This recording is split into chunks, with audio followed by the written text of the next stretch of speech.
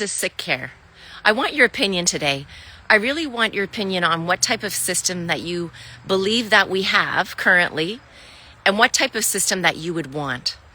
I've been a physician now for 28 years, and I went into medicine because I wanted to help people get healthy. And I really thought that's what medicine was all about. And as I started my training, I realized that everything was put into categories, and we were taught to give a treatment based on the symptoms that someone had. But even from a very early start, I knew that prevention was important, which is why I became a nutritionist. And when I first went into family practice, I started seeing that I was educating my patients, but they always didn't kind of want to listen to what was going on.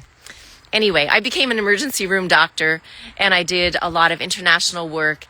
And now, I'm back again into family practice, and I'm asking myself this question, is what kind of system do we have? And I really believe now that we have a sick care system. I don't think we should even call it health care. We're not dealing with health. We're not impacting wellness. We're simply managing diseases. We're treating sicknesses. We're putting out fires. Through my career, I've worked in many environments, and one of them was post-disaster relief in Haiti. And at that time, we were working in pure emergencies. There had been an earthquake, and we were evacuating people. We were dealing with what needed to be done in life-threatening situations. And at the time, yes, we were still trying to feed people and get clean water, but we were really just managing the sicknesses. In our sick care system now, this is all that we're doing. We're putting out fires. And one of the things that really, it just disappoints me in our system is that part of it is that we're not having proper communication, even within the system, to help patients that are going through illnesses. This starts in many ways. It starts from the hospital communicating with the family doctors and the specialist all communicating with one another. And if that circle of care is not good, then even if you go and have a big operation, for example, you have a heart attack, you're sent to one of the heart centers. And it doesn't matter where you are in the world, but you might be sent to a heart center, then you get discharged back home, and you're meant to see your family physician. But guess what? A lot of patients in this province don't have a family doctor. So how are they getting managed after that heart surgery?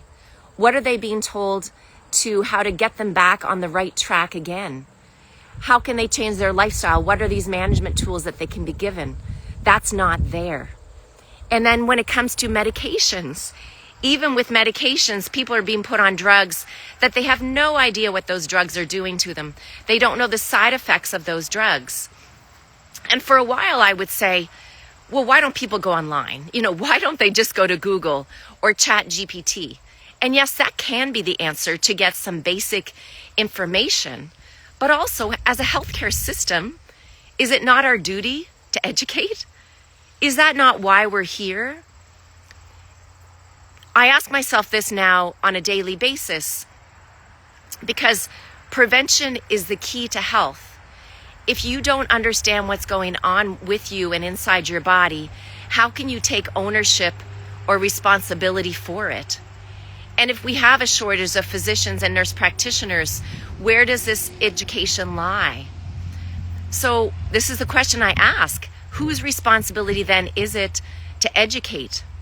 I think within our clinics in our healthcare system, we have a lot of nurses and licensed LPNs, licensed nurses, that are able to provide this education.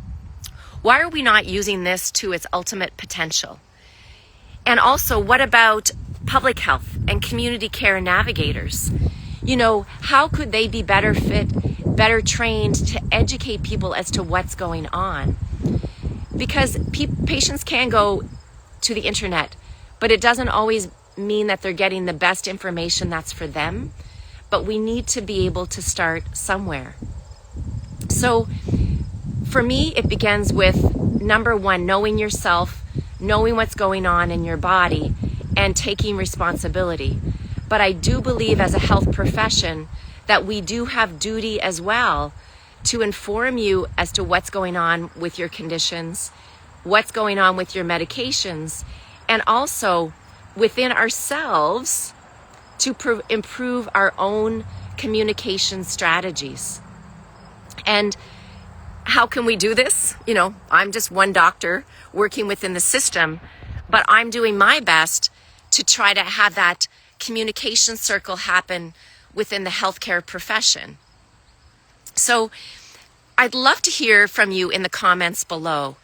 What are some of the things that you think could be done to improve education, whether it's at your doctor's office, whether it's talking to your nurse practitioner, or would you be interested in having more nursing education? If you had a community health navigator, someone that could help walk you through the steps, would this be helpful to you? Would it be helpful within your community to have education nights, to have events, so that you could understand more of what's going on with your health? Your local hospital, would you like them to have education events so that you could understand what's going on?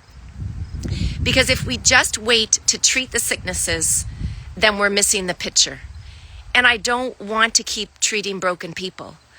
You know, I worked in the emergency room many years, and in many ways it was rewarding to fix a broken bone, or if someone was in a car accident, to be able to go in there and to help patch that person back up.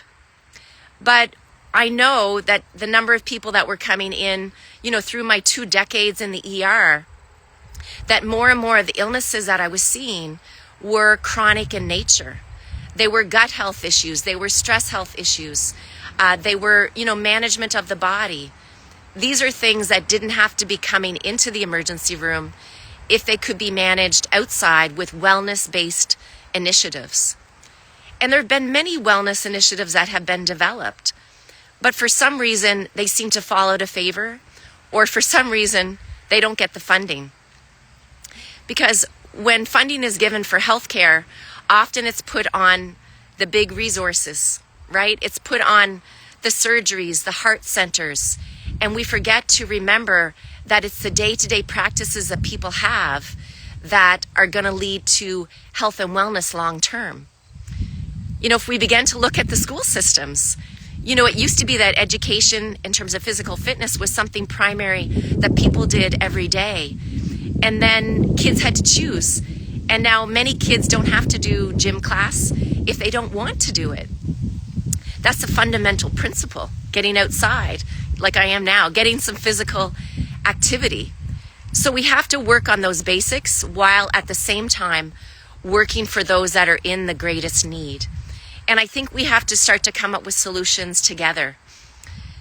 I don't think that we're going to get enough doctors to answer all the needs. And also, I can tell you, because I'm in the system, that doctors are often band-aiding things. They don't have time to educate. And without that education, more doctors are not always going to solve the problem, right? It makes sense. Just because you go in and get a prescription doesn't mean that you know what to do. So I want to give you a few examples. If you have high blood pressure, if you've met with your physician and you have high blood pressure, how many are told, you know, start walking, lose some weight, but here's this blood pressure prescription for you to take? But did you know that blood pressure, one of the drivers can be sleep apnea, sleep disordered breathing? Do you know that many people, caffeine, lowering or eliminating caffeine can improve blood pressure? Do you know that breathing through your belly can actually eliminate the need for blood pressure medications? If you knew that, would that make a difference to you? Or would you still just want to take the pill and not do the lifestyle changes? Then it comes to the stomach. How many people go to the physician and they say, well, I'm getting heartburn, I'm getting acid reflux, and the doctor puts you on a medicine. And they may or may not ask you, how much coffee do you drink? How much pop? How much soda? How much alcohol do you drink? Do you think that could be contributing? They don't ask, well, if you're having acid reflux, what stressors are going on in your life? Do you know that stress can contribute to acid reflux? They may not ask about your sleep. If you don't sleep, you're going to often get acid reflux as well because the body's under stress. But instead, you're given a stomach pill. And then you're put on that pill, and after a month when it runs out, you just call the doc and they give you the prescription again. And then what happens? The prescription gets refilled. And now it's 5 years later, and you've been on the stomach acid medication. Then you come to see a physician like me, and I ask why you're on that medicine, and you say, well, I had heartburn and the doctor put me on it. And then I notice in your blood work that your vitamin levels are down, you're having gut issues, we did a bone density, and now you're osteoporotic. And then I have to say to you, well, that stomach medication that you've been on has been contributing to your digestive issues further, and also it's been contributing to the fact that you have low bone density. So where in that system do we start to fix it? Right? Where do we begin to say, how can I look at the symptoms that I'm having in my body and know that I don't just want a prescription to help me with that symptom, but I want to get to the root cause of that? So what system do you want to live in? Do you want to live in a system of sick care, or do you want to live in a system of health, wellness, and vitality? I really want to hear from you. And also, if you're wondering what you can do, the reason that I do a lot of these public imaging and I get out here on social media is because I want to educate. You know, to me, a doctore means to teach. And without teaching and education, that you don't have the information. Because when you know more, you do better. So I do have a way that I can support people. I started a group. It's called The Next Chapter.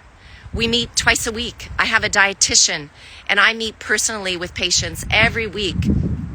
Mondays with the dietitian, Tuesdays with me.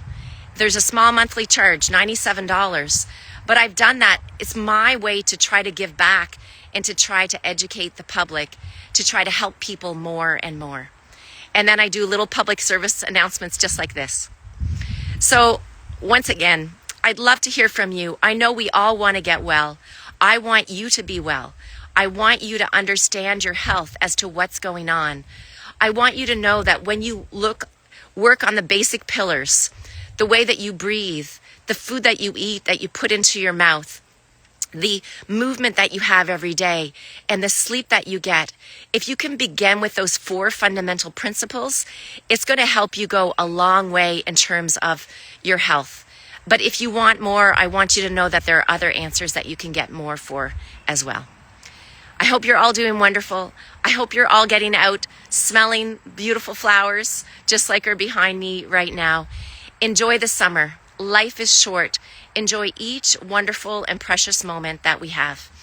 And please send me your comments so that we can build a better health care system and one of wellness and vitality together. Have a great day, everybody.